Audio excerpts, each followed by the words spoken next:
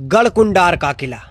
जी हाँ, बड़े बड़े दिग्गज और धुरंधर राजाओं के शासनकाल को झेलता हुआ ये गढ़कुंडार का किला, जो पहाड़ियों और घाटियों के बीचों बीच में बनाया गया था, आज भी धुरंधर राजाओं के इतिहास की वीर गाथाएं अपने अंदर सजोए हुए हैं, जो आज इन पहाड़ियों के अंदर अक्सर गूंजती हैं।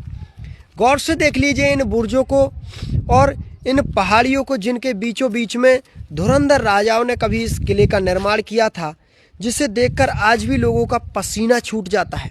जी हाँ, 7 से 8 मंजिल धरती तल के ऊपर बना और कई मंजिल धरती तल के नीचे बना ये किला आज भी इतिहास की गाथाओं को गा रहा है, जिसमें आज इस प्रकार से घास फूस हमें अधिकांश दिखाई पड़ता है, कई हिस्से टूटे हुए दिखाई पड़ते हैं।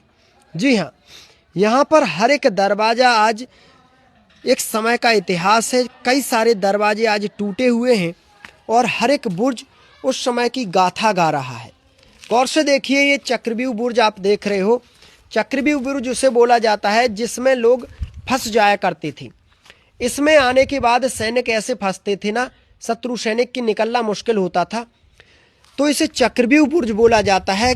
कई सारे ऐसे चक्रव्यूह बुर्ज यहाँ पर देखने को मिलेंगे जो आज भी रहस्यों में उलझा देते हैं।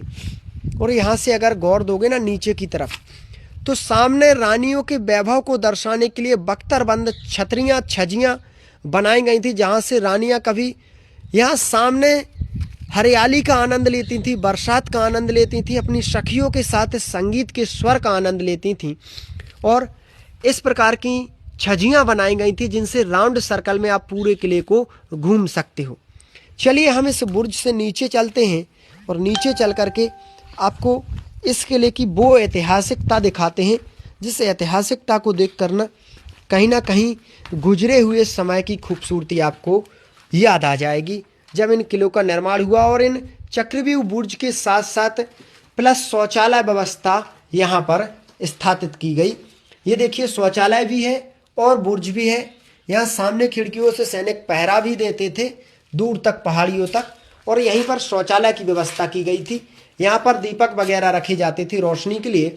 ऊपर से छत डाला गया था ताकि गर्मी सर्दी बरसात में हर समय यहाँ पर इन चक्रव्यूह बुर्ज पर सैनिक तैनात रह सकें, क्योंकि किसी भी समय कोई दुश्मन शत्रु यहाँ पर हमला कर देता था।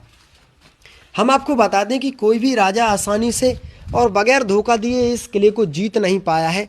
ये इस किले की खास पहचान रही है, जिसकी वजह से इस किले को अजय और अवैध किला भी कह सकते हो।